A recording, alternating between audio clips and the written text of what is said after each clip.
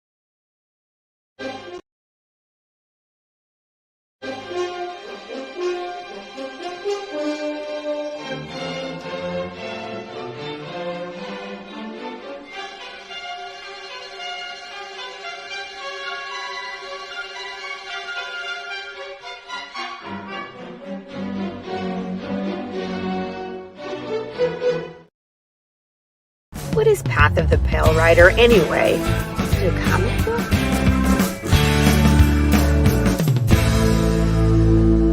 No, that's not it.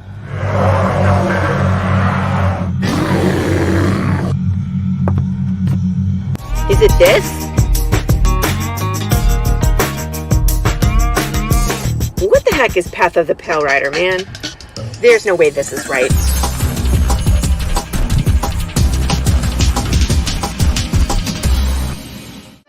How about this? I have no idea. We can rob a bank. Oh, it's this.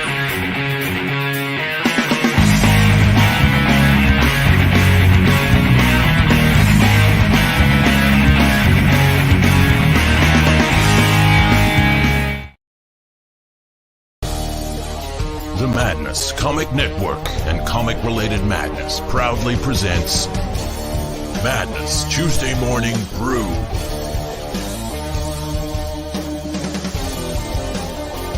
Tune in to our content on Comic Talk with Pops Van Zandt on YouTube.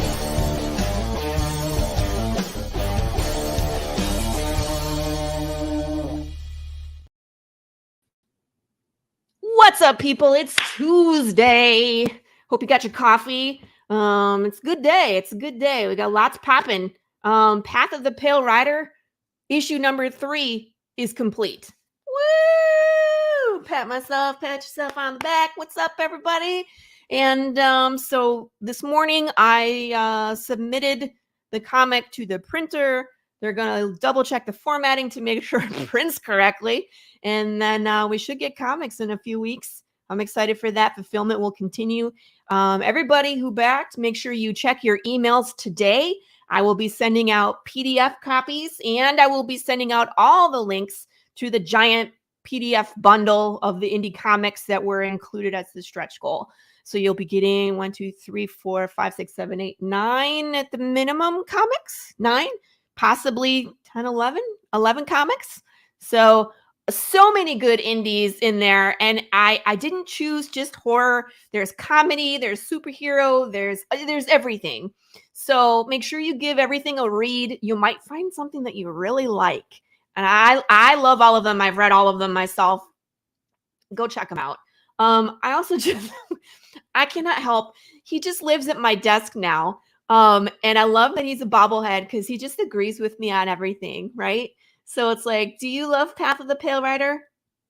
Yeah. Do you want some more Big James in your life? Yeah. Well, you're going to get it. So issue 3 today coming out. Make sure that, please do not post the ending online. Again, you know me. We have those killer endings. Issue 1 was a big one. Issue 2, something happened, but it wasn't like, oh my God. Issue 3 is an oh my God. So please do not spoil the ending. I have lots of fans that wait for that physical copy to read it the very first time while it's in hand as opposed to on the screen. So you can post a reaction like, oh my God, or I hate you, Laurie, or I threw my phone when I read it, whatever. Just do not post what actually happens, or I will send Paul Gomez, Carissa Grant, and Rich Perotta to your doorstep. And you won't like it. No, I'm just kidding. I don't know. Rich might do it. That's me. I'm friends. Don't spoil it, please. All right. So today on The Brew, we have a really great guest. I'm super excited that it's my turn to talk to Crystal because Crystal's been really working hard, making sure that everybody knows about her comic, The Good Night. It's up on Indiegogo right now. We already posted that link. So we're going to get started. We're going to bring her in. We're going to get the goods. We're going to talk about her origin story, all of that. And I hear she's a kindred spirit and does martial arts as well. So everybody welcome Miss Crystal McGhee. Hello. How are you? Hey, it's going well. I just wish I had my coffee. I was going to say, I'm on my 3rd cup. So Dude, don't worry. I'll wake you up, girl. I started brewing and then I was like, okay, it's time to go. Well, wake up. Exactly. We're talking about comics, right? I know. So exciting. So For people that aren't aware of who you are, I know you've been on the Madness a ton because I've been catching your shows as they, are live. But tell everybody in the chat, like, who you are, what you're about, things that influence you, all the good stuff. Tell us your origin story. Yeah. So I'm Crystal. I'm originally from Buffalo, New York, and my family, we have a lot of different ones that serve. So we've been all over due to the military. So moved around quite a bit. Right out of high school, I kind of went into script doctoring and script reading. So, and then a little bit later on, I still do script doctoring, but I also do ghostwriting a lot more than I used to. And I will do that for film, TV. I mostly do a lot of stuff for TV, but as far as the ghostwriting, I'll do that for pretty much anything, TV, movies, books, comics. A lot of times, like artists or writers from the big two will have maybe like 4 different titles that they're working on, and they'll kind of bring in a ghostwriter to kind of help them with that workload, even if they're a faster writer. Sometimes just the sheer amount of the workload and, hey, I want to kind of go on vacation, or there's some, family event or family emergency. I'll do that. So I have a lot of NDAs. Gotcha. Yeah. I was going to say, you probably can't talk about those, can you? Nope. Nope. Right. That's about but it. They're out there. Yeah. Yeah. I absolutely love horror. Yes. It's amazing. I watched Talk to Me recently, which is an awesome indie horror film that I suggest that everybody go see. It's super unsettling at the end. I won't say what happens, but I walked out and it was just like you're still thinking about the movie. That's the best when it stays with you, That's how you know it was a good movie, is like 2 days later you're still like, man, I really think, or like, dude, I remember was that thinking crazy about part? it for days. Yeah. Yeah. Just the logistics of how they pulled stuff off. I was like, wow. And with the budget, it was $5 million. And they actually shot the film that came out, which is Talk to Me. But they also filmed the sequel, which was the content at the beginning of the film. Okay. And what happens with those 2 sets of those brothers. They filmed a whole other film too. So they filmed 2 movies at the same time. So that's pretty crazy on $5 million. That and the is quality they got was like... the quality was so good. I was like, dude, this isn't bad for $5 million. Like $5 million for 2 movies is pretty that's like good profit return, because they've already made their money back and their budget for marketing was almost non-existent. So this is like a big win-win for A24. Yeah. But I also did a little bit of time in the Air Force, and my dad is a martial artist. He's been training ever since he was a kid. He's able to. He's traveled all over the world. What art does he practice? I'm just curious. His main one that he's kind of gravitated to is Krav Maga, but he's studied ninjutsu, Chinese kickboxing. He has gone overseas to train with some of the best that are still with us today, to kind of get their guidance and train with them. And he's just been all over. He loves it. He even was at one point in the 90s almost got signed to wrestle. Oh, really? One of McMahon's companies. So he's trained wrestlers. So as a kid, like, we'd see a lot of wrestlers. He'd be training them, So that was always. Did he ever train you? Did you ever study with your dad? Yep, me and my brother would train with him a lot. We'd, go all over with him. We'd be there. So it's rubbed off on us for sure. It's pretty nifty. Krav is a serious art, man. I love arts that are street worthy. You know what I mean? It's not sport. It's not like, it can't be in the Olympics. Exactly. right? Like something Hey, to what's fight up? real What's quick this? and then get out. Yeah. Yeah, it's like, okay, I got 3 moves. I'm gonna take you out. I'll probably kill you and then walk away. Bye. Exactly. So that's the goal. I practice Kali Illustrissimo, Ah, okay. Filipino martial art. Mhm. And I've practiced lots of different Filipino and Indonesian martial arts, which are all Mhm. very weapons heavy. Yeah, yeah. So I feel you in it. And Krav Maga is hands down the finest art that does gun disarms that I've ever seen. Mhm. Because I've seen gun disarms in other arts, but the Oh, yeah. Krav guys tend to take it way more serious than Oh, anybody they else. do. And it's so helpful because originally being from New York, you would have situations, and my dad, when he grew up in New York, it was a whole lot more dangerous um, than, the time that I, came rolling around.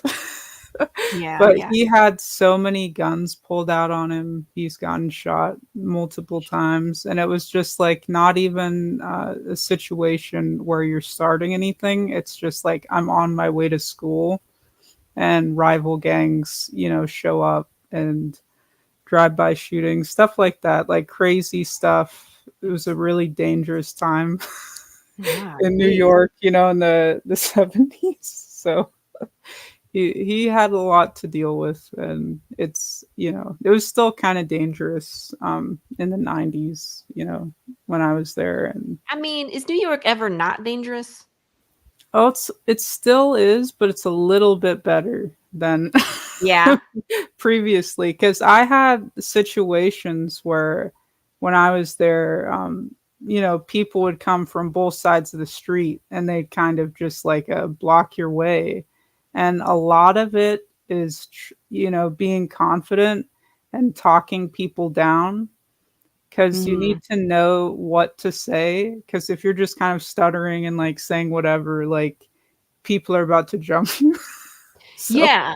so it It's helps if you're at least like, because they'll kind of get disarmed by you being more like chill and aware of what's going on, and you in can ki kind and of just talk confident. down a conflict. Right. Not panicking, situational awareness, all of that is so important. Yeah, and I've had people pull out mostly knives when I was in New York. Uh, I had one firearm that somebody pulled out that I was able to disarm, but it's definitely scary situations. And currently, I reside in Texas, but Hey, me I had too. somebody pull a knife out on me in like San Antonio at night. So that was That's scary. coming Yeah, out of San a Antonio. theater, because I was stationed there for the, Air Force security Yeah. forces. So like, I was like, ooh, not So today, you're but you're currently in Texas? yeah, currently in Texas. Where are you at? San Marcos. San Marcos. Okay. I'm in Prosper. Pretty. Gotcha. Gotcha. Very cool. So, yay, we're in the same state, but that doesn't mean anything because it's Texas. It's huge. People are like, hey, you want to come? Like family will fly into Texas and they'll be like, hey, Uh-huh. you want to come see us for the day? I'm like, where are you? And they're like, we're in Corpus Christi. I'm like, that's like a 12 and a half hour drive. Exactly. No, I'm not seeing you for the day, people. You've got to hop on a, plane. Yeah, I'm like, Go. that's a flight for me. No, That's funny. people Because don't I have a realize. friend in Oklahoma. It's like, okay, I got to drive to her. It's like 9 hours. Right. So you're a lot farther south than I am. I'm north of Dallas. So Mhm. going to Oklahoma is like an hour for me. That's nice. I'm probably Very nice. closer to Oklahoma. It's about halfway. So like if I were to go to Oklahoma, it was about how long it would take me to go to Dallas. So Because most of my family is in Kansas still, and then I have the ones that live in New York from my dad's side. But my mom's side's all from Kansas, so dad and mom are both there, and all that good stuff. So it's like quite a trek to go see yeah. certain Yeah, that family part. members. Yeah, Rich, man, how you feeling? Yesterday was Rich's birthday. He turned 29, everybody, and got faced, I think. I don't know. Some of his posts later in the day were kind of hilarious. I don't know about that cake, man. That was weird. But happy birthday, Rich.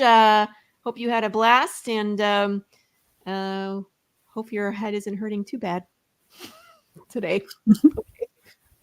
Okay, good buddy. All right. We'll see how he feels. I mean, he's hanging out in the chat. He's still there. So he says he's alive. That's good. We're glad you're alive. So you're welcome. So Crystal, so you started writing like pretty much right away, but more like script and screenplay and that kind of stuff. Mhm. What made you decide to write comics?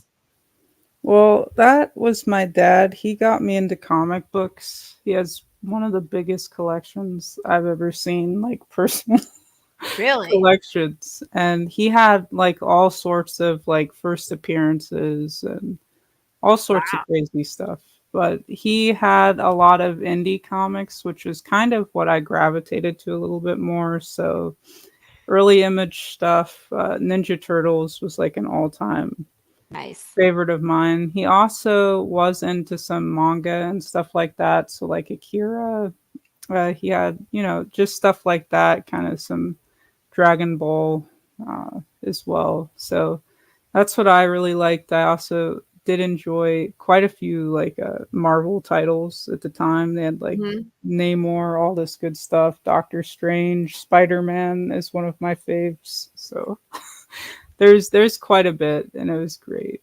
But so when you wrote your script for Goodnight, was it screenplay or was it comic?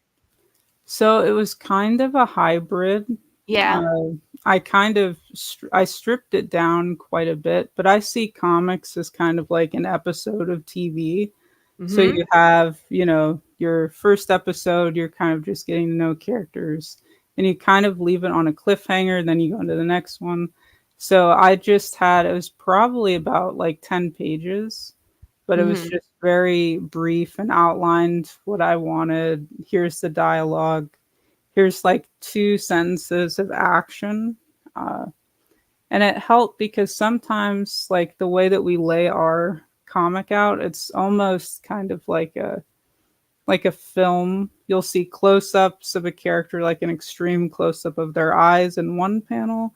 And then you'll kind of, one character's off screen. So I found that it helped with just the regular screenplay format saying, OS for off screen or, something to that extent, out of scene, excuse me. So something like that, it was easy for him to just see that and then kind of take it from there. I'll send him like a rough thumbnail of kind of how I want the layout to look. And then my artist, Francisco Narde, will kind of take that and create magic. No, I completely get it. You're speaking my language because I also came from production just slightly different, where I was choreographing fight scenes for like short films and music videos, and the production company then asked me to start writing for them. So I get you. Like when I wrote Path of the Pale Rider, it was a screenplay. And then I decided to break it up into issues, like you said. Yeah. So every issue is like an episode. So I talk about episodes, or I'll call them issues or episodes interchangeably, and I'll call it like seasons. So I'm right there with you, where it's like, this is visual in my mind, but it's, 2D on the page is what we're producing. Yeah. And same thing, like my artist produces the magic. He reads the screenplay that I wrote and he panels, and then he and I talk about it. So it is magic. And that is a talent that I do not have. I know. And what he'll do is that we have kind of like a unique type style that it's a bit of a blend and a hybrid, because he'll start out on canvas. He'll use charcoals, acrylics. He'll glue stuff to the canvas. I've seen him glue like sand to get a texture. He'll glue fabric sometimes and then kind of paint around it. And he'll do stuff like that. And then together we'll go into Photoshop. We'll clean it up. We'll kind of brighten it up, because we tried early on a test page where it was more just like a raw, I guess you could say, like a scan of the artwork. And it was kind of muddied. Yeah. And so at that point, we're like, okay, we'll just kind of take this into Photoshop and tweak it. So you'll get sequences where like Queen Belladonna, our main bad guy, has like this really cool dress, And part of that dress is like actual fabric that I have them awesome. kind of source and stuff. And another little fun tidbit is that I was originally going to go into fashion design before that's I cool. went into film, but I kind of looked at like the stats and I was like, I'll probably do better in film and I'll still get to do like, costume type stuff was the thought. Isn't that so- funny? Where it's like, maybe not. There's careers here, but there's not the ones that I want. So let's try something else. Exactly. And I love film and, clothes. So I was like, I can get that side fulfilled in film. And it worked out great. So what I do with Queen Belladonna is like in certain issues, there's like multiple outfits that we'll have for her. In one issue, there's like 3 outfit changes. Wow. And so I'll come up with the designs for the outfits and my artist will get to work on the magic of bringing it to life on the page. So it's cool. pretty fun. It works out. Good morning, Timothy Olson. Welcome to the Brew. Real happy that you're here, and everybody go check out his campaign. Everybody is free to drop their links in here. I'll put them up on the page and get you some attention. The whole point here is to get more indie views. So absolutely. If you guys didn't see at the very top, we have already pinned the wrong one. Hello, this one. Indiegogo link for the good night. So feel free to click on here. We're going to go there shortly and look around and see all the good stuff there. But first, Crystal and I are going to continue our conversation about comics. Just back it already. I love that little. That's great. So when you decided to do Good Night, mm-hmm. Where were you in writing comics? Is this your first one? Have you done campaigns before? Like, where are you in your journey? So this is another interesting like ghostwriting situation. So I'd done some comics for the big 2. Right. And it was a pretty well-known anti-hero character. Gotcha. And I did some stuff for them. I had done some other indie comics as well in a ghostwriting capacity for an indie publisher.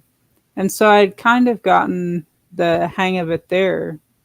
And I enjoy comics as well. So I was like, I have this idea that I was thinking about kind of shopping around as a animated series or like stop motion was kind of more of the vibe I was going for. And I was like, actually, I think this might be better at this point as a comic. So I kind of went that route, and I had been kind of tossing around this idea since I was in 4th grade.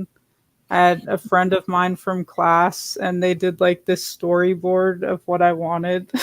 It's amazing. And it was super dinky, but it's funny because the way that it was laid out there, if you saw those storyboards, which you can, I have a documentary on the creation of The Good Night on my YouTube channel, which is just my first and last name. But on there, we show the storyboards.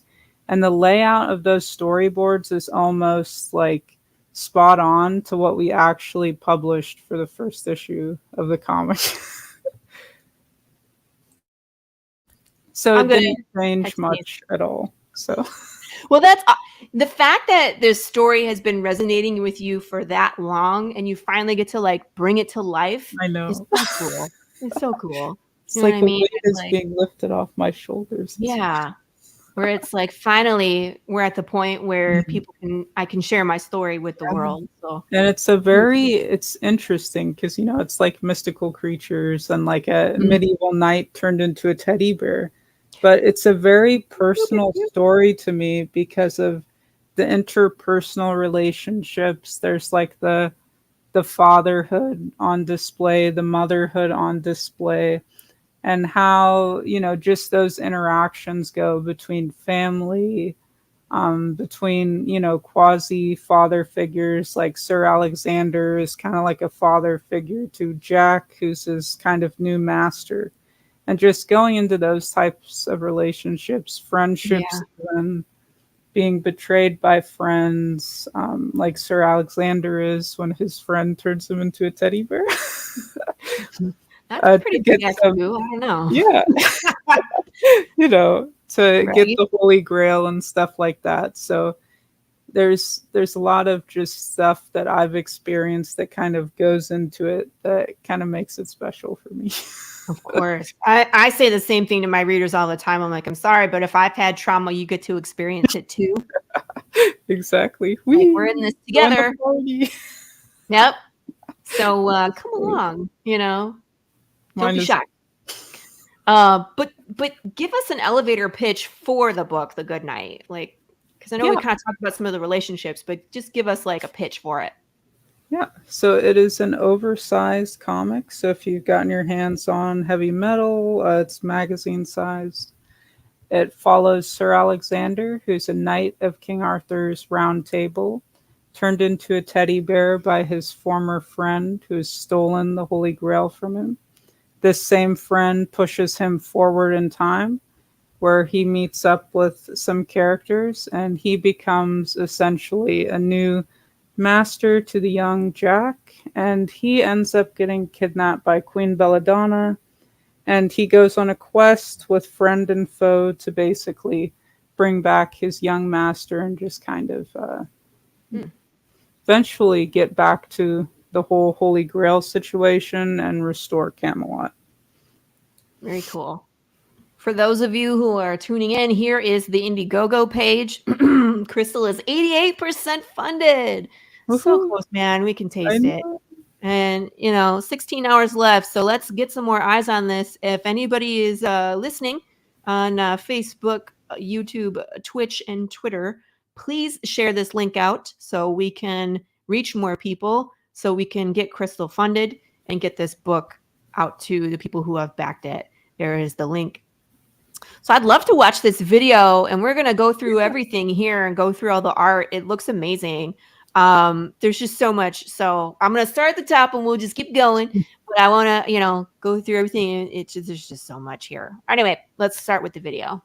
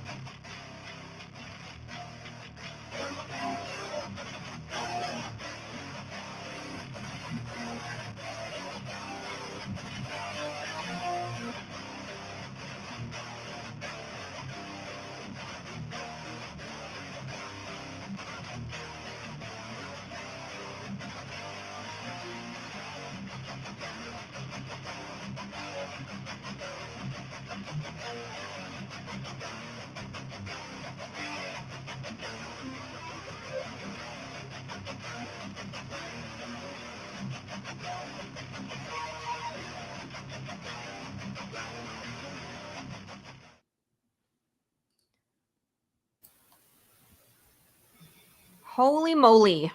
I'm just gonna keep pushing the button until I figure it out. Holy moly.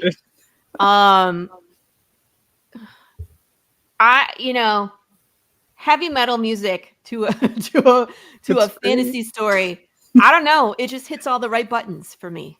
I know. And I'm a big fan of heavy metal. I love it. Obituary, Manowar. That's my jam. Amazing. So let's flip through some of these, slower. So of course here we have Sir Alexander and his ginger friend, quote unquote, who is actually your jerk. I know. So mean. Look at this cute teddy bear, though. I know. He's adorable. He is. Probably kicks some butt, too. So Oh, he does. Like, people have asked, he does have the strength of a man still in this teddy bear form. Gotcha. So you wouldn't want to get tossed.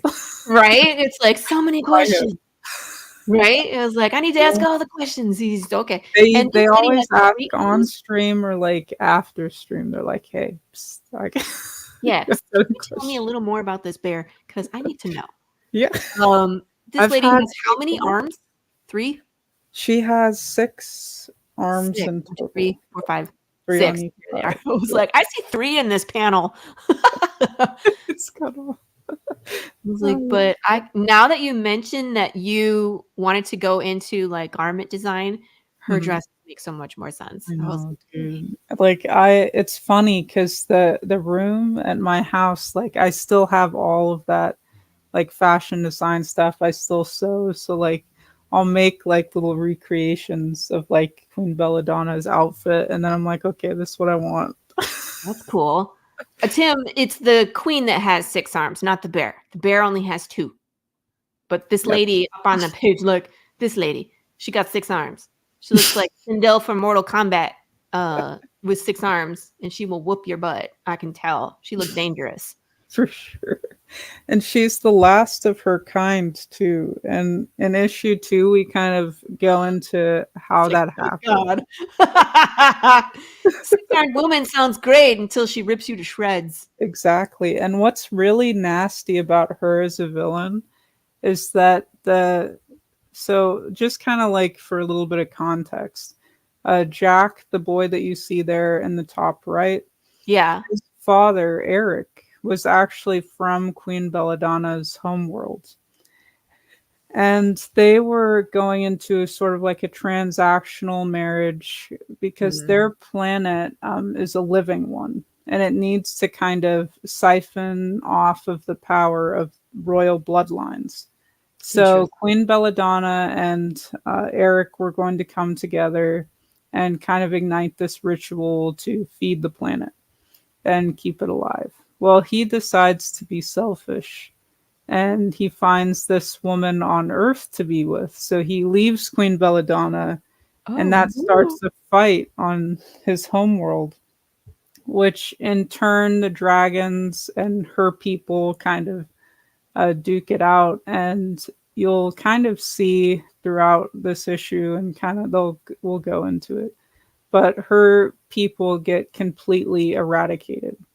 And in order to save them, like they're all kind of, on the battlefield in various stages of death. And she essentially, anybody that was either on their last breath or still alive at that point, she basically casts a spell to sort of bring their souls to her and kind of unite them with her soul. So her people are alive inside of her.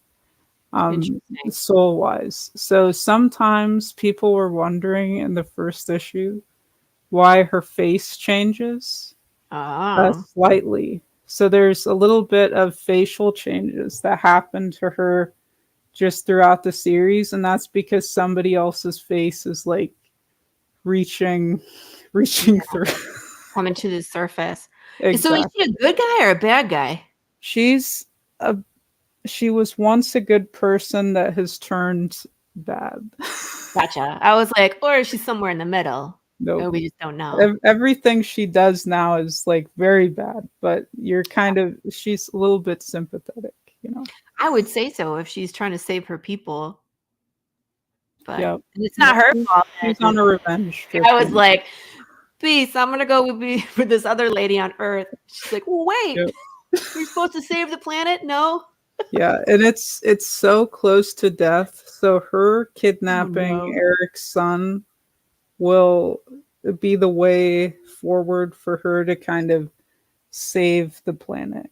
Because him and his father are both like half breed dragons.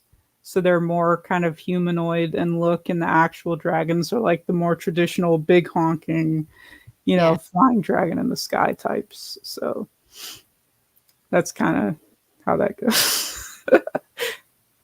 Speaking of, I know. You cut this page on purpose. I was like, what's happening? You'll see the full page a little further down. Oh, okay. Yeah. That's awesome. I mean, when I was watching the video, it looks like you have some major battle scenes planned as well. Yeah. We had some nasty ones in issue 1. We were just kind of like gearing up because some of the characters haven't been to Queen Belladonna's homeworld. So we kind of started off a little slow. But you did have we had a big giant woodland creature that pops up, very giant in look and whatnot, and he was fighting with them. We had beheadings. The Grim Reaper showed up to slice some people up. This is definitely, that's one thing to point out. This, even though we have a cute little teddy bear, this isn't a book for kids. Right. Even though I've seen people give their kids issue 1. No, people. No. It's just blood and, gore and guts and stuff like that in issue 1. But issue 2, definitely don't give that to your kids, because we do have nymphs, and if you know how nymphs work, they're, there's not much to work with as far as that type of, mystical creature. So they are in there might be skinny dipping. Is that all? That's good. Dancing around the fire with nothing on. So don't give your kids that, guys. Don't give your kids unless you want to explain anatomy lesson. Here you go. Exactly. But this is how I was planning on explaining this. I guess if you haven't, if you want to bring your kids back on, wait till issue 3. I've been telling people, if your kids are down with more blood and gore type stuff, bring them back on 3. They'll be safe again. Cock-a-doodle-doo, Quentin? Good morning, Quentin. I guess he's just waking up. That's great. It's it's nothing that you wouldn't see at at your local museum. I'll put it that way. Gotcha. I mean, yeah, it's it's the human form. People get all worked up sometimes, and it's you go to the Smithsonian, you're going to see boobs. Yeah. It is good to check with your printer, though. My printer is local, and they're amazing. But if you are doing scenes like that, check with your printer, because I've heard horror stories of other people that they're like, yeah, my printer won't accept any R-rated type content like that. So do be wary. Some publishers are the same, so you just have to be careful, because if they have an image, that they're trying to portray, they might not carry. Yeah. Or just killed your joke. That's great. Because I've heard of just people going to local indie printers to them, and they, don't feel like printing certain content. So just, check up front before you even get started with a printer, and say, hey, what are your hard no's? Because I kind of need to. You're because I got a few things in here that might check some of those boxes. Exactly. And we have these nasty, cockroach, humanoid, half human hybrid things. They're so nasty. And it's just pus everywhere. And we have mermaids in here that are very nice looking, but they're ripping people in half. So, just make sure to check. I don't know what happened in I don't know, culture where mermaids used to have this image, and now that image is way different. Because you're not the only one. Like my girl Carissa Grant has zombie mermaids, and they just like eat people. I think it's because like the original tales, like Grimm Brothers and stuff like a like that. siren. Yeah, exactly. Like it was like more dark in nature because people were afraid of this stuff, so then they kind of paint it in that light. So but now we're back to like mermaids will eat you. Yeah. And I'm here for that because I think it's hilarious. Y'all remember that scene from Cabin in the Woods where they have like the mermaid? That was so and gross. then like I don't know if you watched the behind the scenes where they were like, we had this giant barrel of I blood, always love behind, and we put it through the zombie merman all at once. We used it all in one take. You can it shows it paid off. So funny.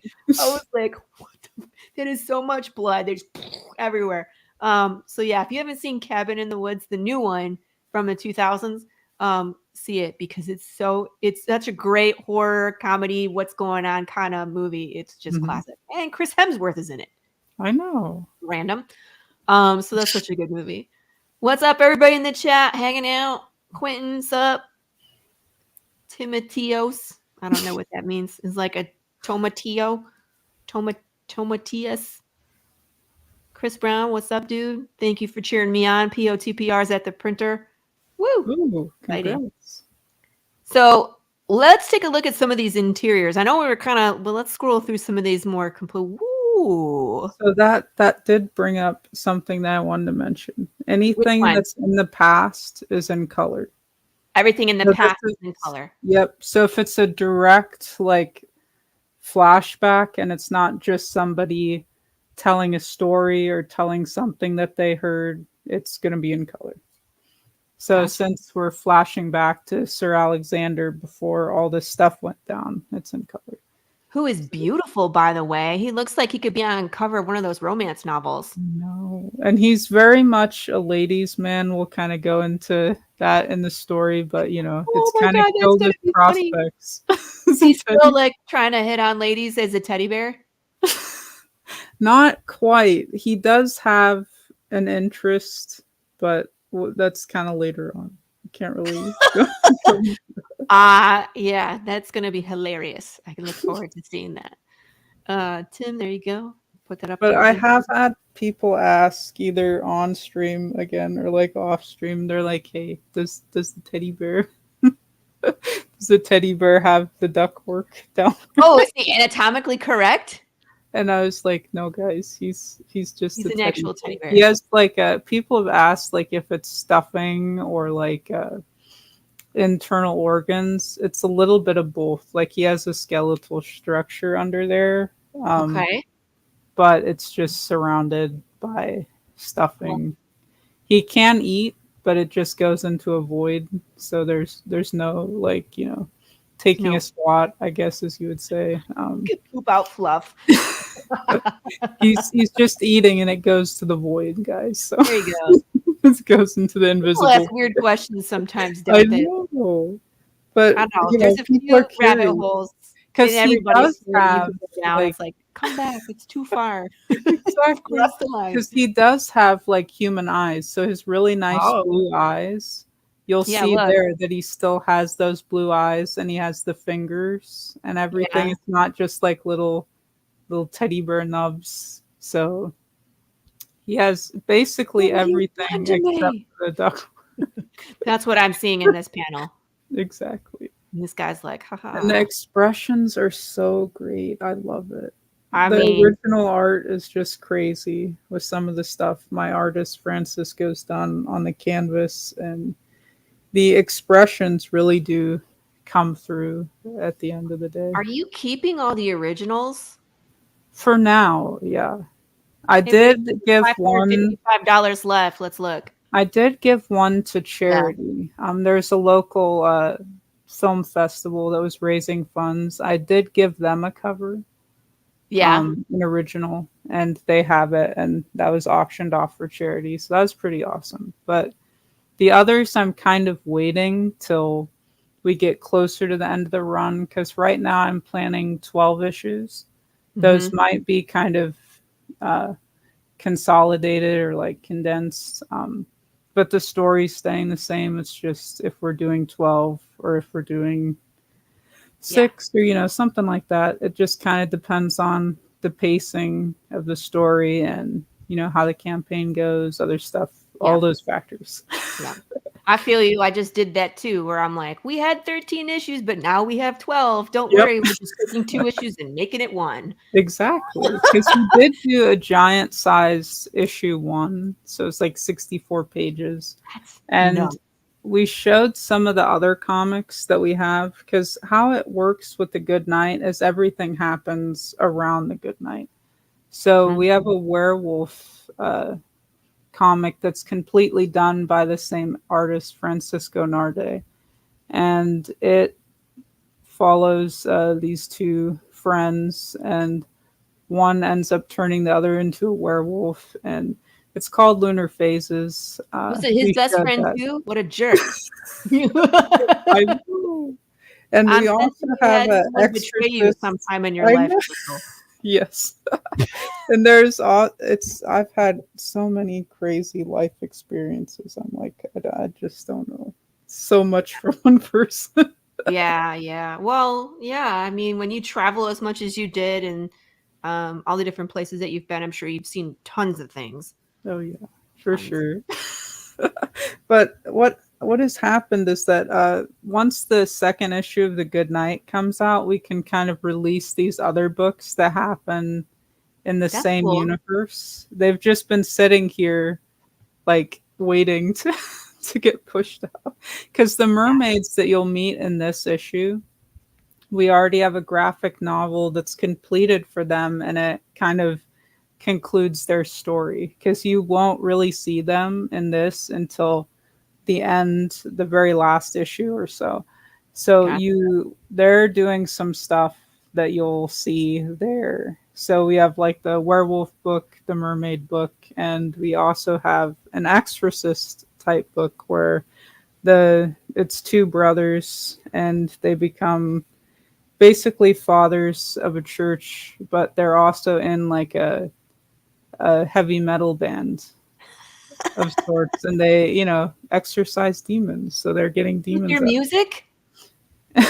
Not with their music. Oh, you missed an opportunity. The music is more of like a vacation Bible school, like kind of church fundraiser type vibe.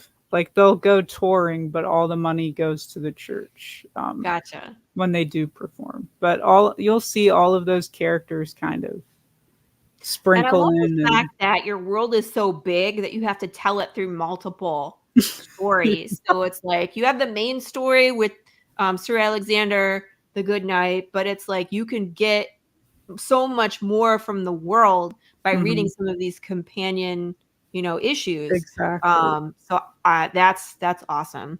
So I look forward to seeing your world really get, you know, explored and fleshed out. It's like falling down the rabbit hole. You know what I mean? Like, hey, you read this, but did you read this?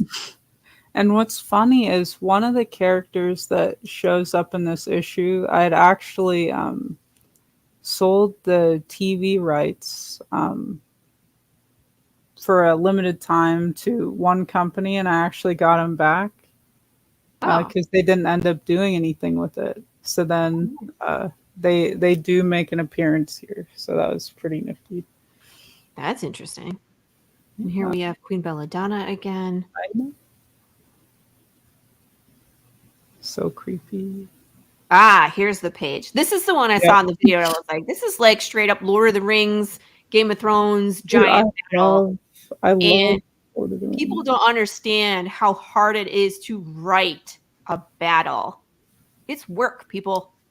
Luckily, I have, like, my dad currently, he does fight choreography for films and TV. Oh, he does. And so cool. He does that, like, out of Atlanta. He'll do a lot of stuff for different people. Lou Ferrigno, a lot of different guys he'll do stuff for. That's awesome. That's what I was doing. So it's so much fun. It's so much work, though. Like we did our own short film with our fight choreography team, our fight team, And I don't know, it was like 4 months of production for 7 minutes of a short film of just straight up fighting, and kicked my butt. I was like, I feel like I got run over by a car most days after filming. You know, we were up until 3 a.m. and on location and going to work the next day. It's hard. So because one of the independent features that he was doing recently, they got signed with Netflix, so they're making it a trilogy. So he's pretty excited about that. It's like a high octane, like action, just kind of like a underground prison type vibe. So he's excited. Very cool. I look forward to seeing that. Make sure you stay in touch so we can share that when that comes out. I would love to see that. It's like right up my alley. But that part of my background does help with my dad and the martial arts that he's kind of, showed us, trained us in, however you like to kind of say that. And it's helped as far as like blocking and kind of setting up the fight. I'm also really big into history and like battles with Rome and all that stuff. So I really like to lay it out, those old tactics. Interesting. And, swords and spears, all that good stuff. Yeah, because the tactics are way different depending on who's on the battlefield. Exactly, dudes. And I love Spartans, just their formations when they fight, their training, all of that. So I based a lot of the formations, military formations, on Spartan war. So that's cool. Oh, battles. I mean, like, I have one, it's way far out in my series, but when I was writing it, it's like watching Game of Thrones, Battle of the Bastards, and like, dude, that was one of my favorite like battle blockings. Yeah, and that before one. That, like, it might sound cheesy, but before that, it was Narnia. How they laid out that battle there with the queen and everything. That was actually really good, and that was like my top battle sequence. And Lord of the Rings had like amazing ones too. So like those two were high up. And then that was just like a totally different level. Even like Pirates of the Caribbean had one where ships were going around the maelstrom. That was an amazing battle. That was great, like sea battle. Yeah, I mean, like I get you where I've studied like, okay, what are the components that need to be in this scene, right? How do you make it interesting and memorable? And it's a little bit harder too, even when we talk about comics, because it's, panel by panel. And here, essentially, there's 3 main panels and a little insert there at the bottom with the close-up of like their hands coming together. And it's tough. And in this case, I kind of think of it as a storyboard for like film or TV. So where you have, what is the main point of like, if you just closed your eyes 3 times, what would you see during the battle if you were like right there? That is such the hardest part, where it's like you have all these things you want to show. And even with the fights, that's one of my challenges, because I'll write these really detailed fights and and then my artist will be like, Laurie, that's too much. That'll be like 12 pages of a fight. It needs to be 2 pages. You know what I mean? And I'm like, all right. So then you have to pick out like the big movements, or like the special moves, that kind of stuff, or the interesting, moments, the personal moments that happen in the battle. And that's what we have to do. Yeah, 8 backers, $555 to go, people. You want to get in some of this action. This is not just your regular comic. This is something special. So click on that link. Go check this out. We haven't even gotten to the rewards yet, but this is such an interesting concept. It's very big. It's very big, and it's going to go a lot of time to think. So it cracks me up that this book with the face has a name. Yes, so that actually used to be a man. So I'll kind of go through like the characters from the top to the bottom, and it'll make a little bit let's more sense. Do a little more information. Here we have Sir Alexander. our main protagonist, man turned teddy bear, Knight of the Round Table. And, it's pretty standard. You have, your good looking guy turned into a teddy bear. And he ends up like getting the Holy Grail, but his friend takes it from him because King Arthur is sick and ailing in Camelot. And Sir Alexander got the Grail in the hopes of restoring King Arthur's health. And you will see King Arthur, Merlin, some of the other knights of the Round Table that you know and love that may or may not still be alive in the present day events of where the comic and the main story takes place. And he is a very like chivalrous guy. He's very fiercely protective of, the people that he's charged to protect. And he has a little trauma from the failure, as he sees it, where King Arthur is concerned. And King Arthur's basically been put into sort of a magical sleep along with the rest of Camelot because they were starting to get to the point where the battle was tipping. And Arthur and his forces were losing, and Morgana and Mordred are, succeeding. So Merlin kind of had to put a stop to that until Arthur can come back and kind of revitalize the battle through his presence. And, that helps. So that's what's going on there. Jack is the son of Eric.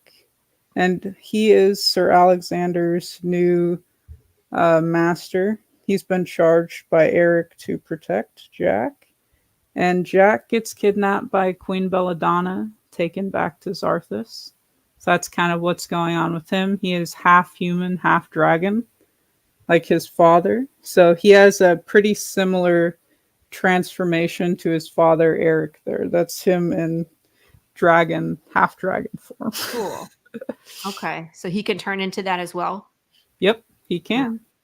He's going to learn how to do that. He knows how to, but his father has kind of told him, only in a emergencies type situation. So getting kidnapped, might be an emergency. Yeah.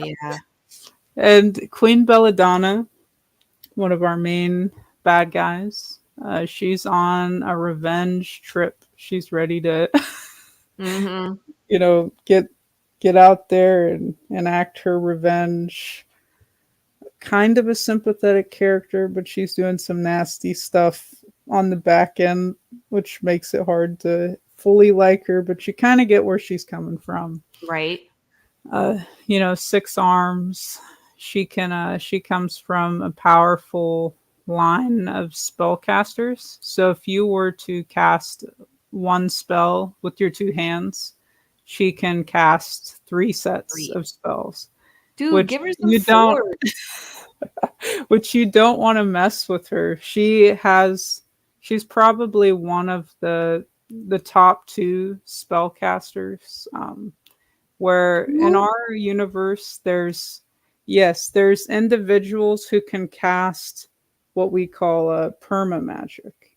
And that's magic that can't be undone no matter what. And King Mikkel, who is Sir Alexander's friend that turned him into a teddy bear, is one of those people. Yeah. And that means that in a sense, Sir Alexander can never become a man ever again. So there's no hope of ever restoring him to his former form.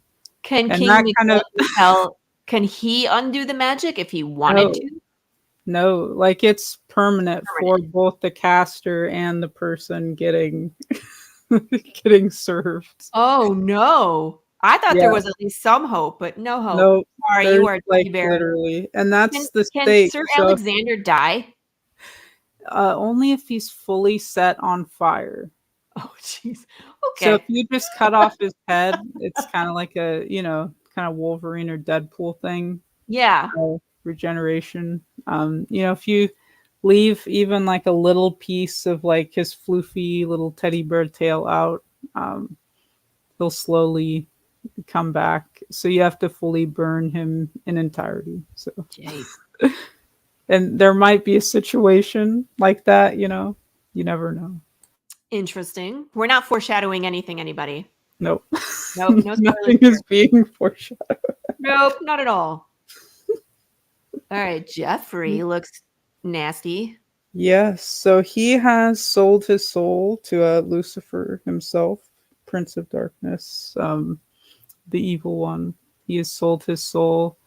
And you'll kind of see why he's done that, his motivation, but he's just really a nasty guy. He does have sort of like soft spot where Sir Alexander's concerned, or there's a mutual understanding to where if Sir Alexander calls him up, he will help him. But he's definitely not a good dude, though. But it's more of like an anti-hero vibe, but very tipped more on the other side of the scale. And Gotcha. he has like 3 different forms that he kind of chills in. That's like his main form. He can turn into a more human friendly form where he just looks like an average guy.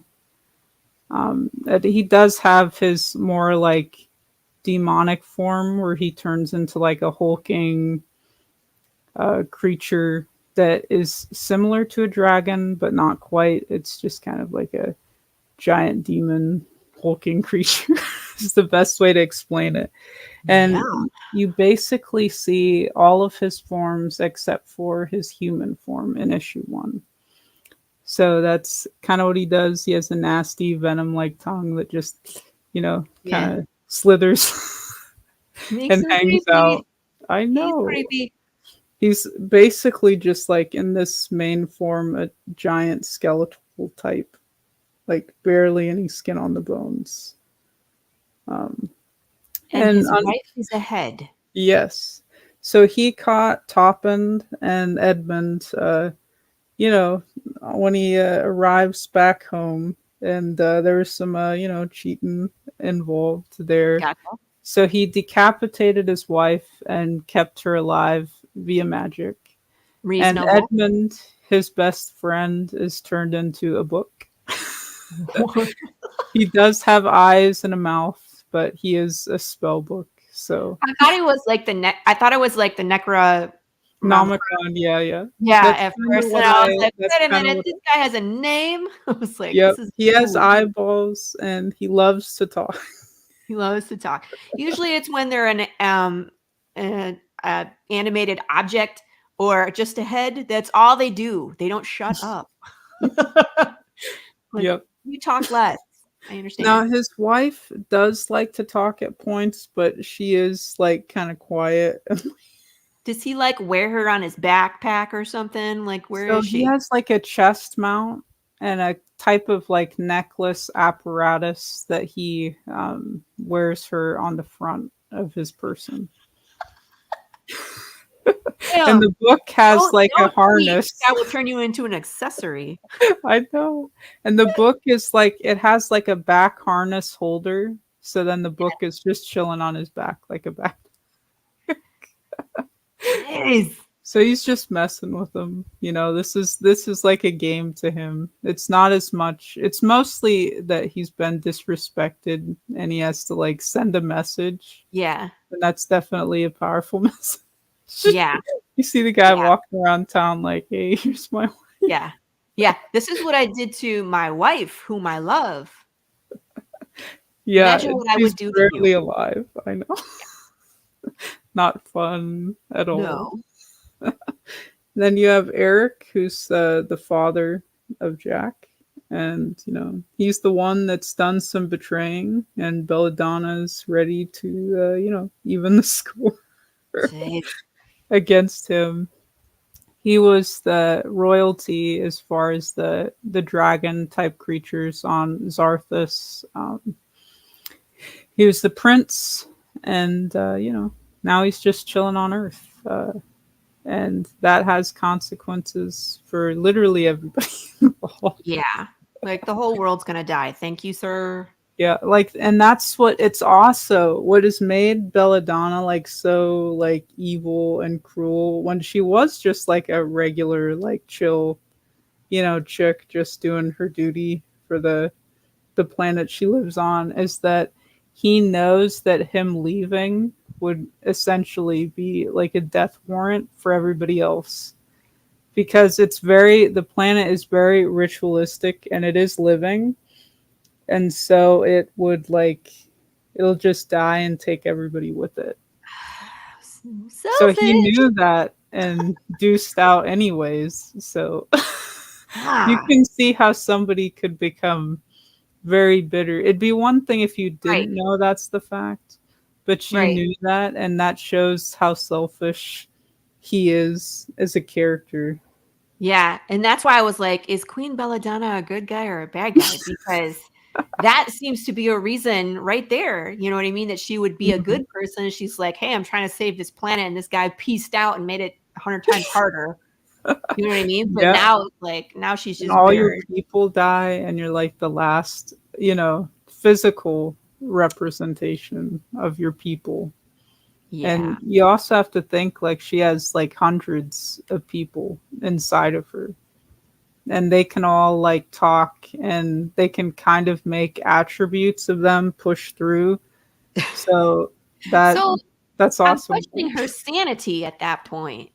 Exactly. Oh no. And we have Zelimer, our Okay. owl friend. If you play Dungeons and Dragons, I kind of based his appearance on the owl bear, but Cool. he is a very smart guy. He's more human-like as far as like how he thinks, what he does. He's like a quasi father figure to Queen Belladonna and just kind of her advisor. So if she needs something done, excuse me, she'll go to him to handle it. So he's not somebody you'd want to mess with, but he's not like Has he the always worst been in that person. form or Yeah, yeah. Okay. just a humanoid owl, Gotcha. chilling. That's what his people do. But he's very strong, Mm, so you wouldn't want to get into a hand-to-hand combat fight with him. You might want to start, using some magic or some swords or some type of weaponry to keep gotcha. him. I'm just not gonna pick a fight with the giant owl Big man. owl man, yeah. Nope. I'll be outside. You figure it Yep. out. And we have Tomkin here, Okay. and he's our half man, half goat. He's a Oh, yeah. satyr, so he's chilling with the nymphs. To find If you know what I with mean. no, don't. You know what I mean, guys. He has some fun with those nymphs. I know he does. Yeah, but he'll end up joining our regular rotation of main characters here. So he appears in issue 2, but he's going to be a mainstay. And he's basically like the guide. He's showing them the way to get to Queen Belladonna to stop her plot. So there's definitely some time sensitive things going on Hmm. as far as getting to Jack is concerned. So he'll guide them through. He is a great, as far as like languages. So he's very helpful guy. And we have obviously King Mikkel, who is another villain that we have in our villain pocket. Right? It's funny. Another nasty individual who's basically just like toying with Sir Alexander. Like you see him there hiding behind a tree. He's just following Sir Alexander and like taunting him. In whatever universe, whatever world, he's there to basically just troll and shove it in his face. What a jerk. Wherever he goes, but that is his current day representation. So you can surmise that his plan with the Holy Grail has been successful because he is Yeah. still alive and very Young. much good looking, even younger, in fact, than he was when stuff went down. Sorry, I was just peeking ahead, and I You're love good. this cover. Who doesn't? George Alexopoulos did that. And he did this cover traditionally. And then we had Jesse Haggerty, I believe his name was, who's the colorist. He's done stuff with Marvel and Yeah. DC. I'm so bad with names, so I always tell people I'm sorry if I butcher your name. Like, it's not personal. I do it to Right. everybody. But his colors were so great. And it's digital colors over a traditional piece, and it's really fantastic. But again, you can kind of see, like here, for example, Queen Belladonna's skin tone is different. Usually it's very pale, but it can get darker. And that again is different people peeking through. So it's the kind of thought process behind that. Cute little Alexandria. But I love the bear. He's like, "Rah," it's like the little fuzzy dog that's like trying to bite you, and you're like, you're so cute. I know you're so mad, but it's okay. Like, because you're so cute, it's all right. It's like a little Rey Mysterio, he's just coming down the top rope, 619. Like, no. So, People Project status, all 12 issues of the series have been completely scripted. And Francisco, our skilled interior artist, has finished illustrating all of the pages for issue 2, and he's currently working on issue number 3. And he's actually, at the point of this, he's on 4 now. So nice. He's like chugging. He's about to be done with 4 and on 5. I think he said, last I checked, he literally just has a page left, and then he's on to the next. So we're trying to get these issues out a lot quicker. When I first did the first issue of this series, it was literally right in the COVID had just started. Of course. I'm with you. That's when I started. And everything we had blew up. paper shortages. Yep. We switched printers.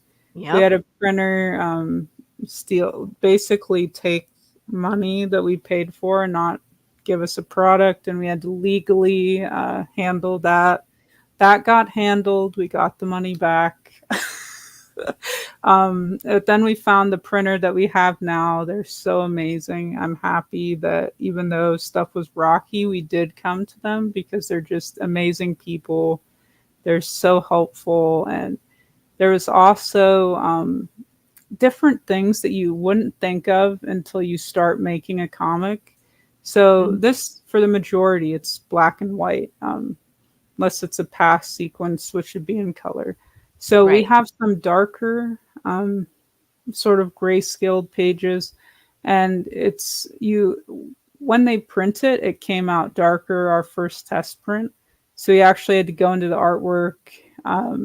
We either had to redo certain pages on the canvas and re-upload them and tweak them again, or just kind of mess with the file a little bit to kind of get it closer to what the vision is as far as what was on the page. So interesting stuff like that. We've done that. We've had to desaturate some of the colors because when they print, they're just so dark. Yeah. And you wouldn't think about that until you start making a book. Yeah. So until you get a physical in your hand. Exactly. So the fulfillment took a while for the first issue, but we have put safeguards in place for this one. So instead we're doing a fulfillment company for this one. Once we do fund, we have a company that will handle all of the email correspondence, stuff like that. They'll still come to me for stuff, but they will get to people in a timely manner. And we're trying to get more issues done ahead of time. That way, here's this campaign, we deliver in November. Here's another campaign in, let's say like December, January, something kind of like that. Those might not be the exact dates, but it's just the example. Right. I hear you. So now we know what we're doing. Goal is how can I turn around more comics a year? Exactly. And we're doing like 2 comics a year, and we had to we were trying to go to 3, but again, we had issues as well. We had a printer issue, I had a colorist issue, so We'll probably only do 2 this year, but that's always the goal, is find the right team and pray that there's no unforeseen issues. You know what I mean? Because you can't control if someone walks off with your money and doesn't give you comics.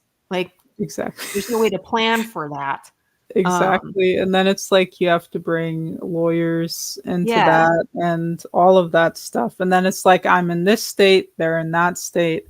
And, you know, it was tough because when I came in, I was kind of early Comicsgate. I got in through kind of watching Zach, Diversity in Comics, and Doug Ernst, and a couple others, you know, and it was all new, and we were kind of all making comics at the same time. And so people now can kind of get like guidance from others. It's a little bit harder if you kind of are in that first wave and you're like, hey, like, how does Indiegogo like actually work once the campaign, once the campaign's done? Like, what do I like do, or what do I have to do on the back end to ensure that like the money comes in, or you know, all of that stuff.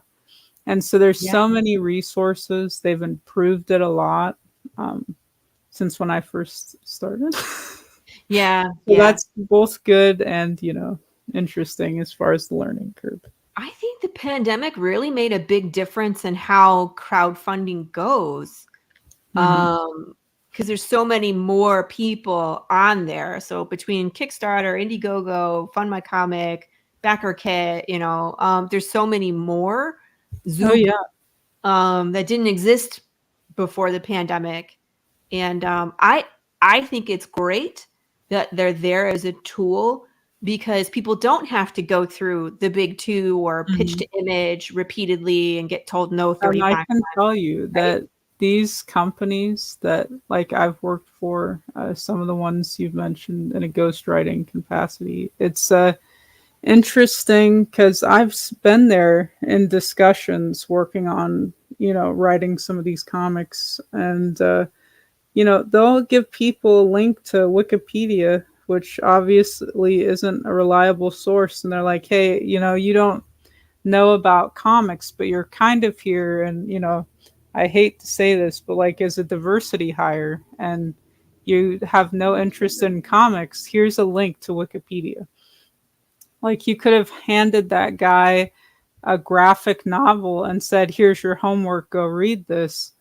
And that just shows how much some of these, you know, the main 3 comic book companies care about you as a reader and your money. They'll just send somebody a Wikipedia link, and that's so unreliable. Anybody can, if you don't know how Wikipedia works, anybody can edit any Wikipedia page. So people will troll all the time.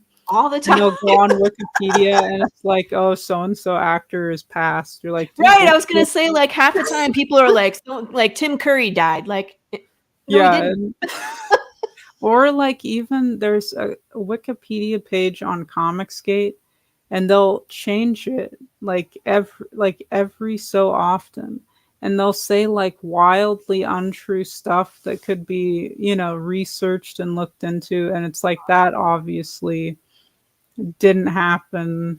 And they'll do that all the time. Demi Lovato, they're writing some crazy like backstory, and it's like that's not true. There's nothing to back it up. So that's what they're handing people, an unreliable source. In school, you couldn't even put Wikipedia as a cited source. You would get laughed out and you'd get an F on that.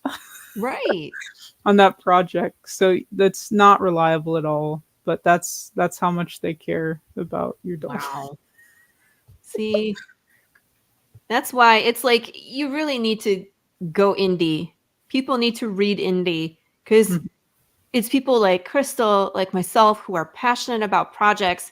You're getting a new story that hasn't been around and been mucked with 1,000 times, right?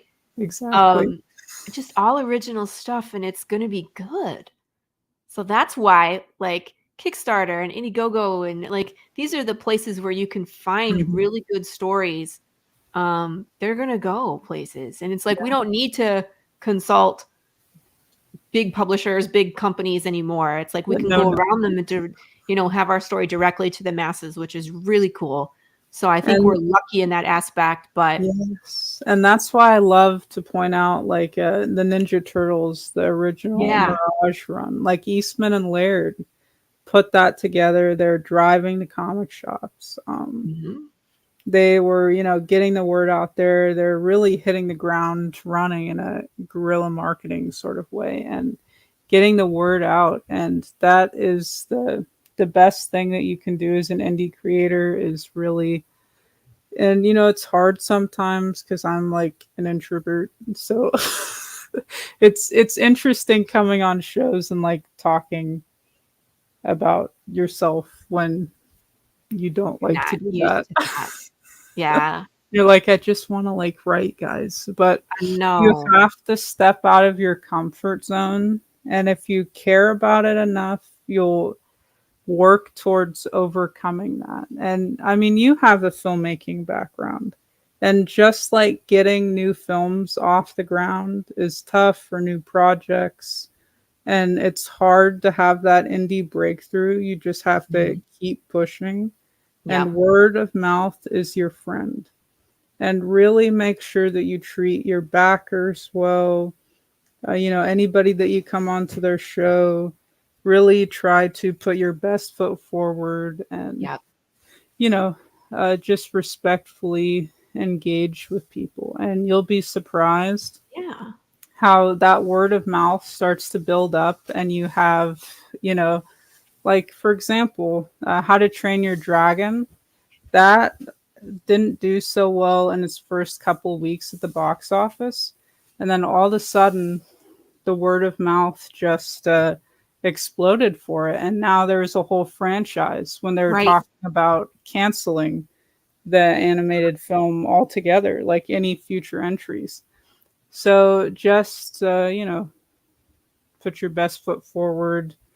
And that's kind of all you can do as far as that's concerned.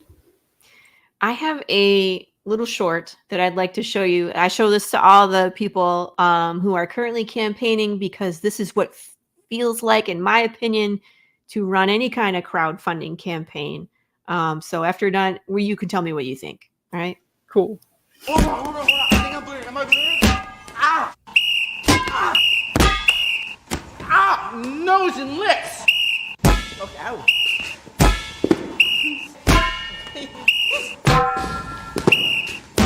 Ah! No, can I... Ow, ow, ow. Ow! Wait! Ow! Ow! Ow! Please, Mr. Oh! That was great. I love Justin Long. I met him once. He's a nice guy. Did you really? Yeah.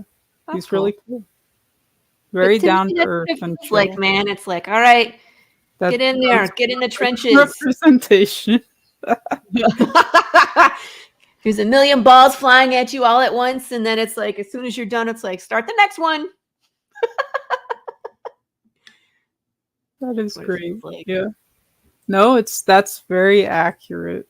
You're gonna get a lot of like ups and downs, just like we were saying with like printer issues, all this other stuff. Yeah. You just have to keep, trudging and get through it. You'll get there eventually, guys. Just takes time, and sometimes even like great artists like Phil Collins, it takes a while to catch. Yeah. I When think it's your that's time, like, it'll be your time. as long as you continue, Yep. Consistency. time is your ally, because the more shows you do, the more you try to build your audience and find new people. As long as you are continually delivering on your product, that time you will Expecting gather the more people fans, into there. That's one of the best pieces of advice that I got, because I talked to a lot of indie creators, and this really wonderful lady named Madeline Holly Rousing does this series called Boston Metaphysical Society, and does big Kickstarters, like 20 grand. And that was one of the questions I had for her. I was like, me as a newer indie creator, how do I get from where I am to where you are? And she said, time. It's just time. You know, you have to continually, you know, fulfill your campaigns and reach a new audience, and they will come. So the difference between me and her is just time. So Exactly. And we you'd didn't be talk about your rewards. So what people can actually get. I was like, we missed something. So it looks like you did a very easy campaign. It is not confusing people. Here is what you can I get. learned a lot from the first time.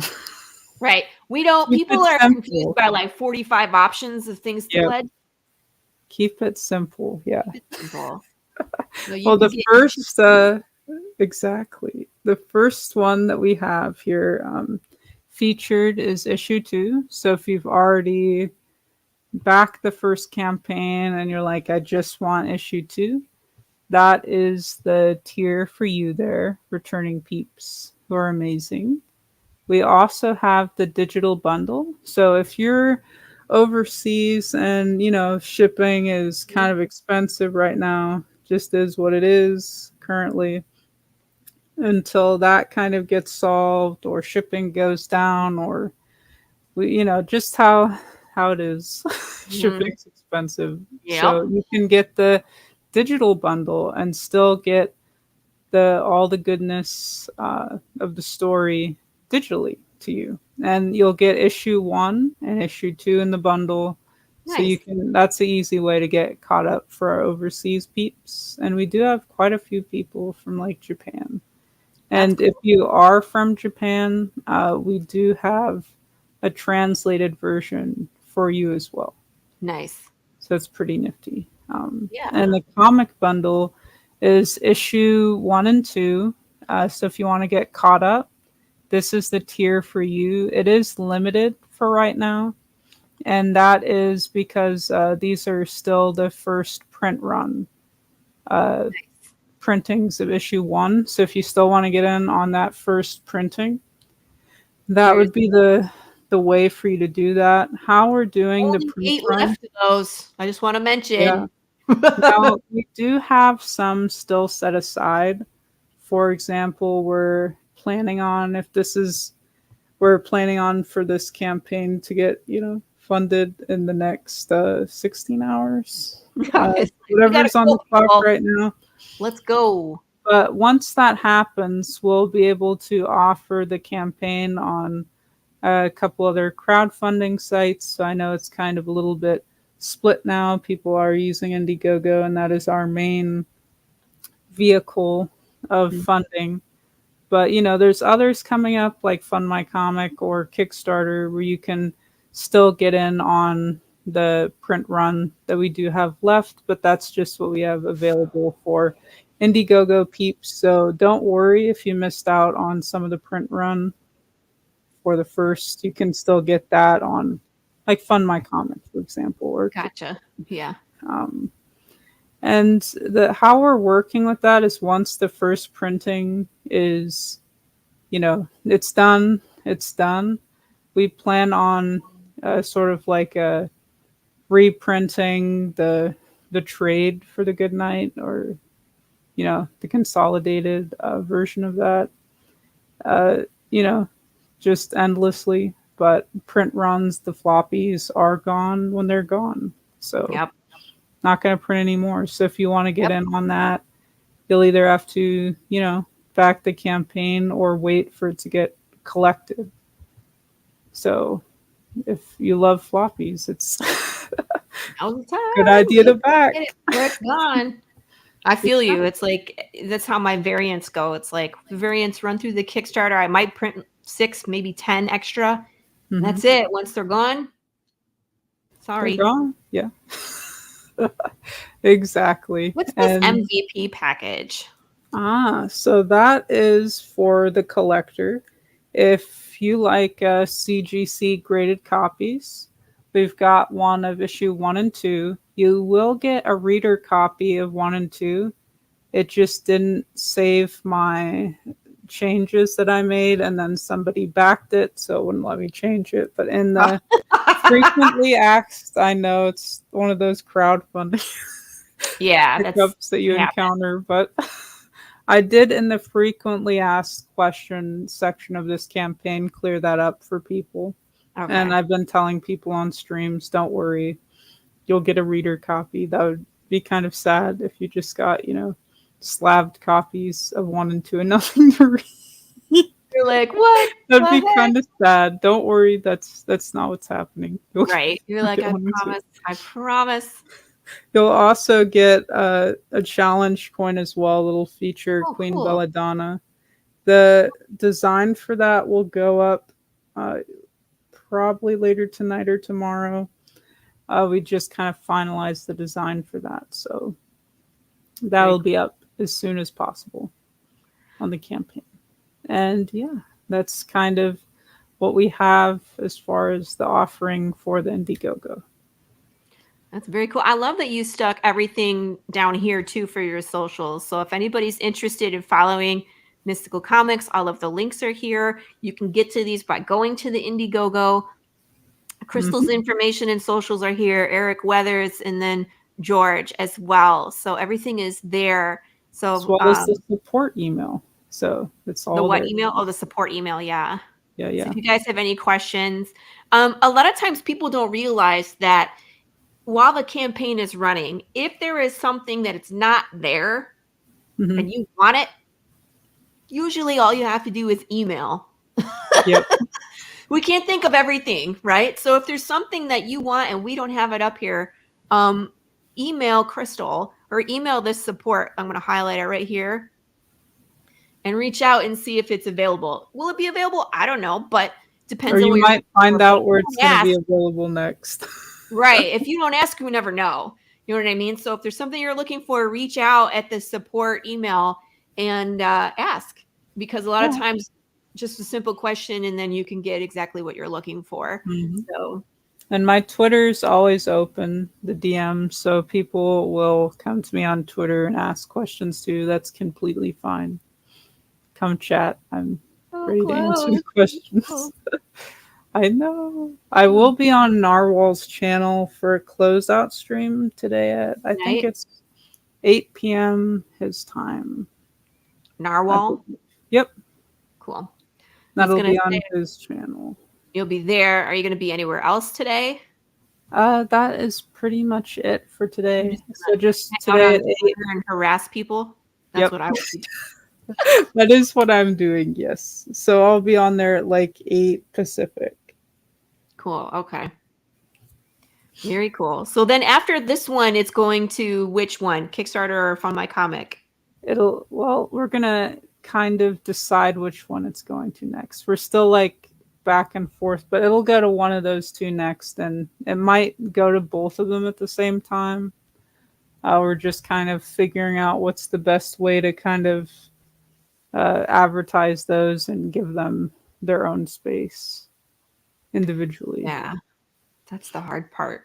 Yeah, so it might be, like limited time on Kickstarter, and then maybe the Fund My Comic will be up until we close the Indiegogo campaign, just kind of trying to figure that out.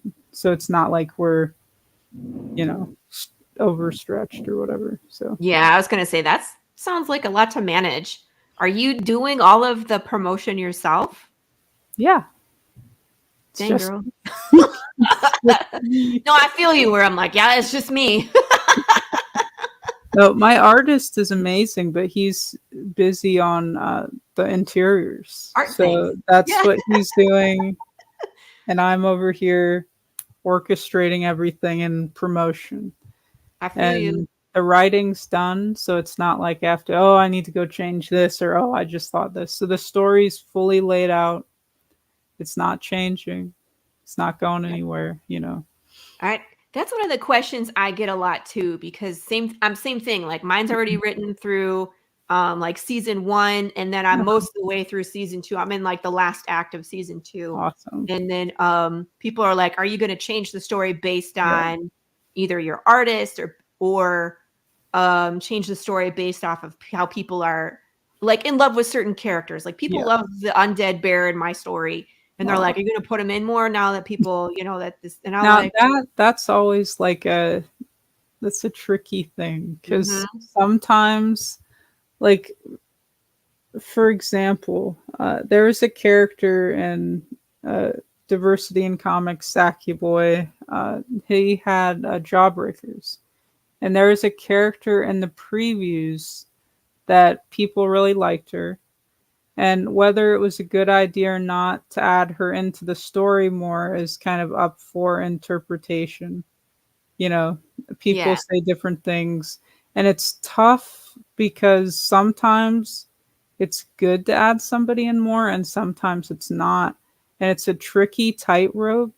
And I feel like that requires like many opinions to kind of get the consensus on. And Yeah. sometimes there's good changes, like maybe literally nobody likes this aspect.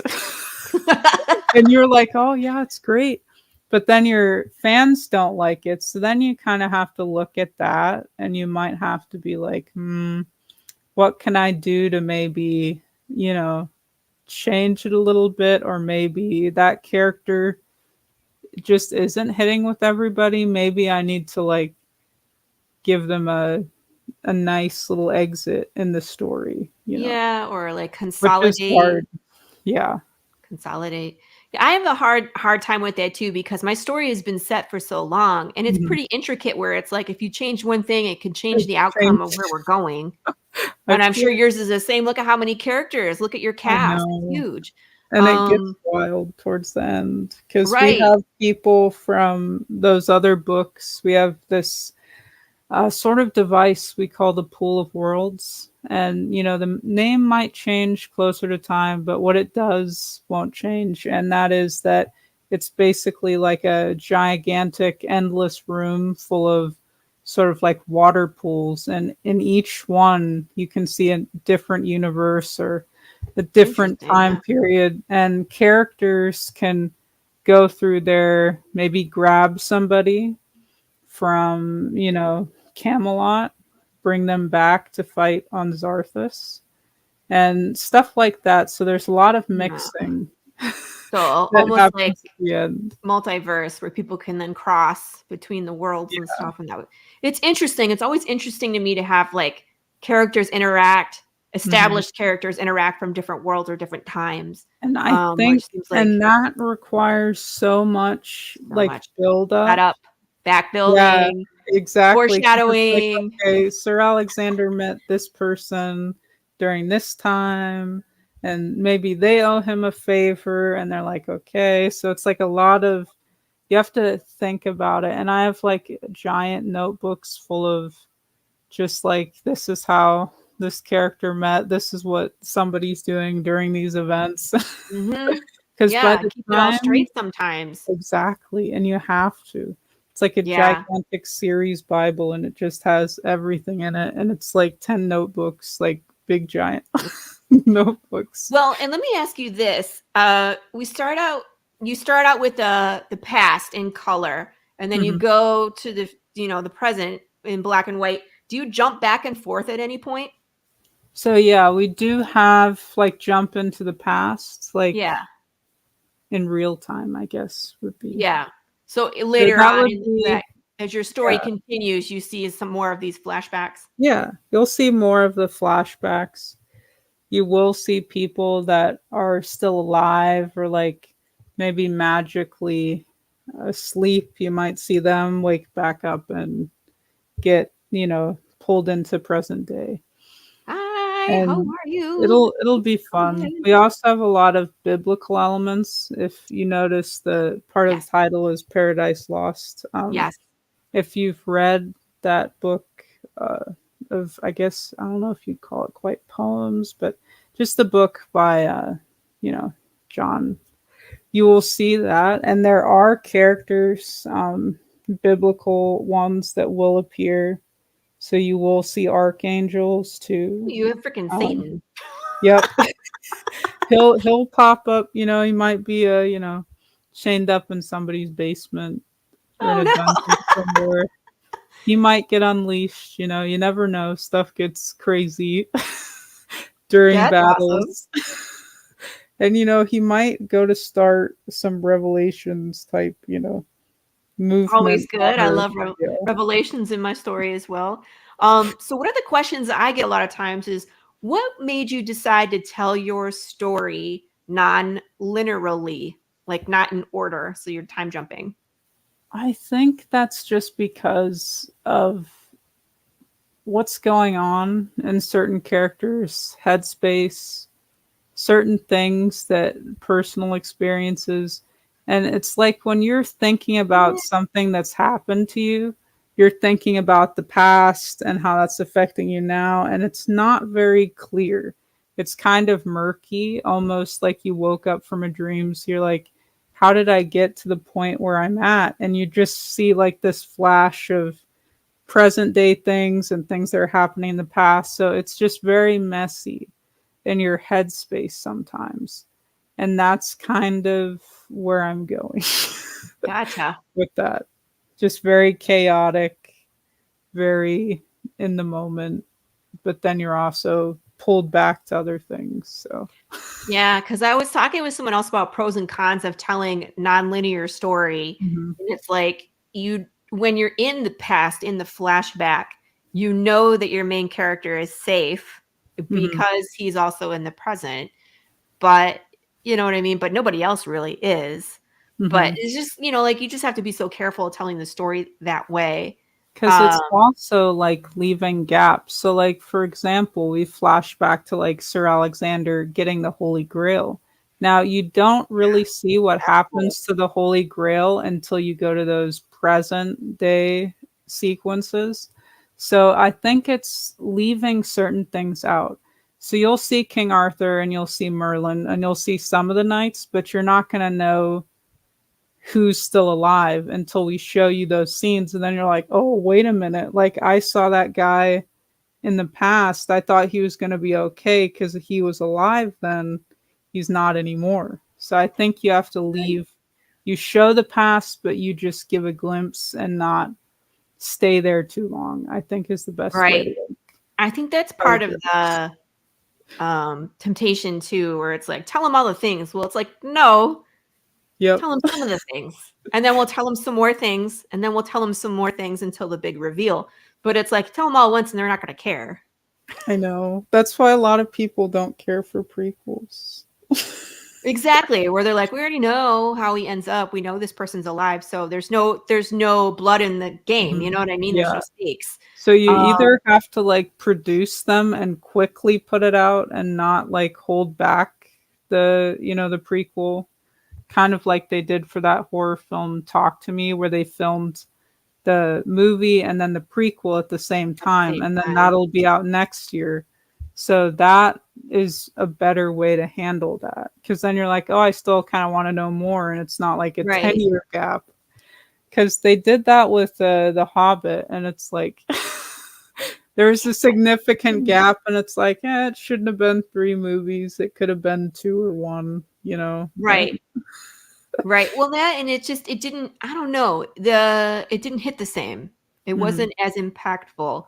But one movie that was impactful with the flashing back and forth was the last Guardians of the Galaxy. I think was done well. Oh yeah. With Rocket story. That. I was surprised. So, and they same thing in the previous movies. They've kind of alluded to his past and how it was traumatic. But it's like when we got to see the trauma, it was like, ooh, this is way worse than I thought it was. So it can be done. It's just the way that you do it. That's a good example, yeah. I really liked a lot of elements of that film. And Rocket's probably like one of the strongest characters in there, along with like Star-Lord himself, like character-wise, and the development they have going on in those movies. And like Bradley Cooper's voice just works out. Like, yeah.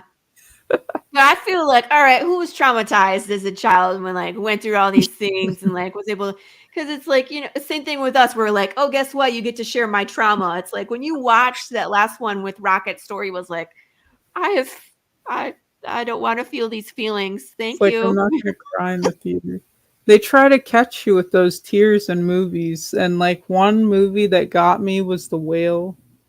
with like I haven't seen that one, but I've heard Brendan fabulous Fraser. things about it. Dude, Yeah. I was in the theater and I was like, dude, I'm not gonna cry right now. Don't do this to me. And then they did it, and I was like, no, what'd you do? Ooh. That was so sad, but it was a very good character study. And what's funny is in The Good Night, our first issue, on the first page, you'll see like this. It's almost like a splash page, but it has a couple inserts. And it has Queen Belladonna, and she's standing kind of over Jack in his bed, and Sir Alexander has her at, sword point. He's pointing it at her. And if you look under the bed, you'll see that one of Queen Belladonna's like kind of ghastly ghoul type henchmen is already under the bed. So it's foreshadowing that maybe that fight didn't go down the way you think it is, because the enemy's already right there, like right underneath. 2 steps ahead. Exactly. So then when she says, you've already lost, and like ghoul type creatures start coming out from under the bed, and it's like, boom, like that happens so fast. And it's funny because I'll have people that'll message me and they're like, I didn't see that thing under the bed till I read it the second time. And I love that kind of storytelling where it's like they read through. I love the situation where it's like you can read through and you read it one way. Mm-hmm. And then as the story develops, you're like, wait a minute, is that what really happened? And you go back and you read that same scene. Because it hits completely different different now that you know the backstory. Because she was so chill and she wasn't worried. Like she barely lifted a finger, and she's just like, yeah, you've already lost. And then whoosh, it happens like that, and you're like, whoa, like why is she so calm? And then you reread, there's something in the They were there the whole time. That was great. Yeah. And there's like different creepy creatures that she has following them. And if you look carefully in the background, you'll see that there's points where they're behind a tree, and it's very tiny, but you'll see like creepy, like glowing eyes, like on Scooby-Doo. They've been there the whole right time. there. Creeping in the background. And some people notice those details, and others it takes a couple of read-throughs, but you'll see. And it's like you find something new, and it's so hard to do that with comics. Yes, I agree. And so I've kind of come up with a formula of tiny, sort of out of focus, or they're level of craftsmanship that I love. You know what I mean? I want to see something different every time I read your comic. Because if everything's on the surface, I can read it once. And then you don't pick it up again. Yeah. Right.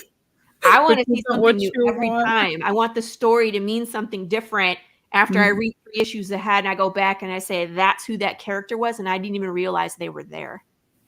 Yep. And that's what I love about stuff like Watchmen or V for Vendetta. They did a lot of stuff. Such like a good that. book. There's so much going on. Like in Watchmen, you'd see people with kind of like protester type signs, and the signs are telling you a story, or you would see, heroes. The whole newspaper stand and the pirate story, and it's like it's alluding to things that are happening like politically and emotionally in the story that are not talked about. It's just such a great level of storytelling. So well, we actually the last show here, man. You know what? My show was 2 hours, and at first everybody's like, "Man, 2 hours is a long time." But we start talking about things, and it just flies by. Isn't that crazy? It does, for sure. We always have a good time. But I just want to remind people: go back this.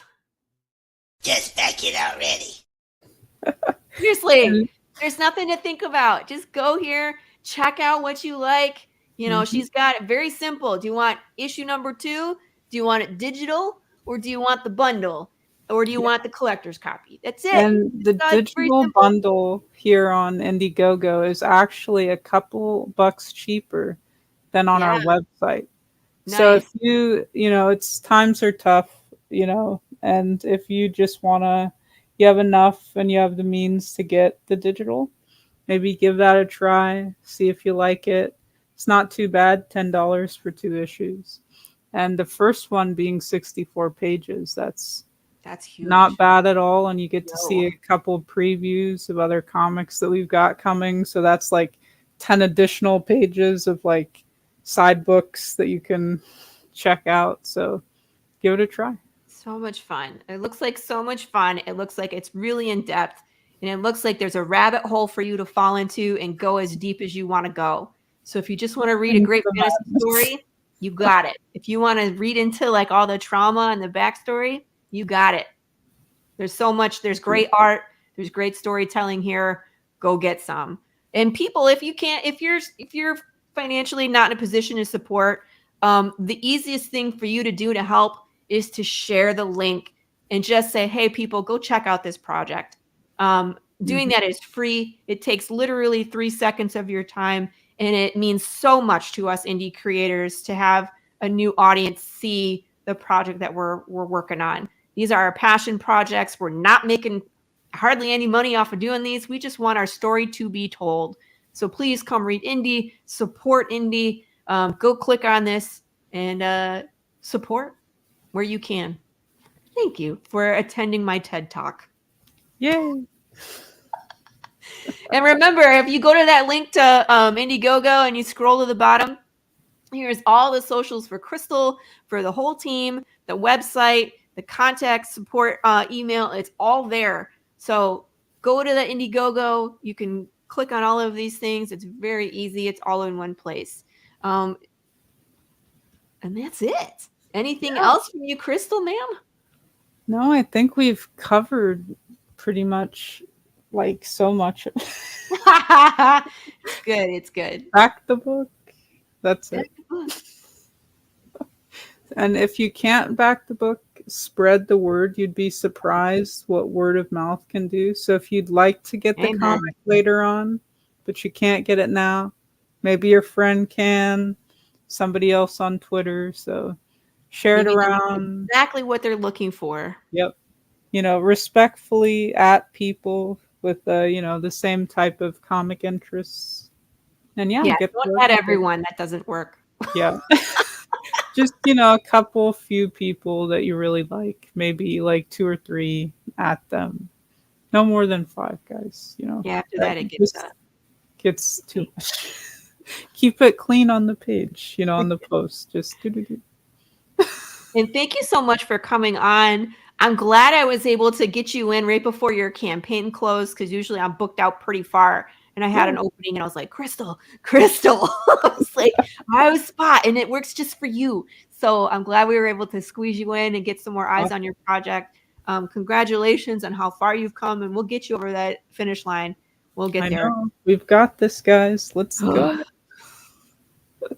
And thank you all for watching. Everybody say goodbye to Crystal. Later. Bye, Crystal. And goodbye, everybody. And I will see you all next week. Remember, do not spoil Path of the Pale Rider issue number 3, or I'll send Rich to your doorstep and he'll hula hoop in a pink tutu and you won't like it. That is all. Talk to you next week. Bye.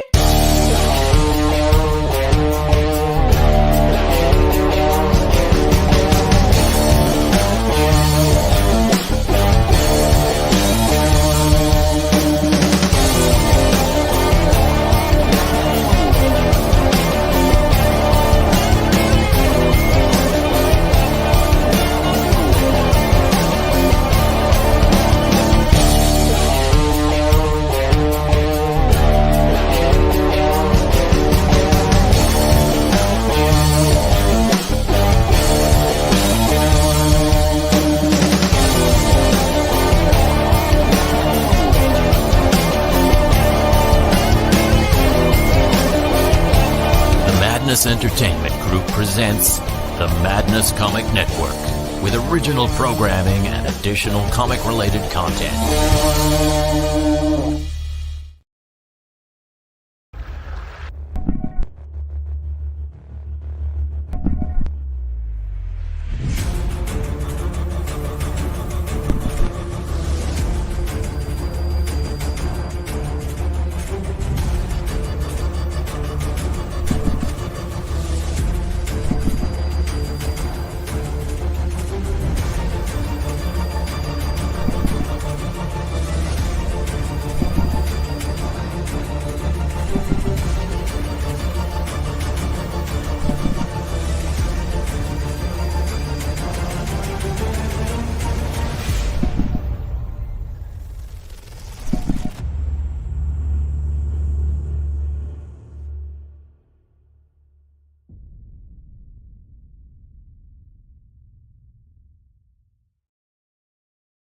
The Civil War was America's bloodiest conflict. Over 500,000 died to preserve national unity.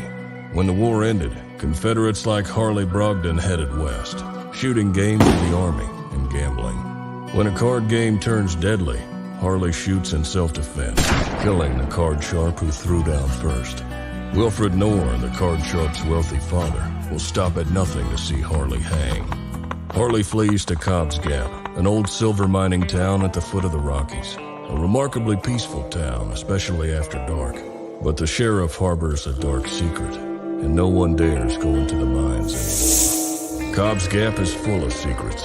People speak in hushed tones of something in the mine. Something worse than their cursed sheriff. Something even the Indians fear from the deepest pits of hell. Every secret will be exposed. Bronze Star. Order your copy at bronzestarcomic.com.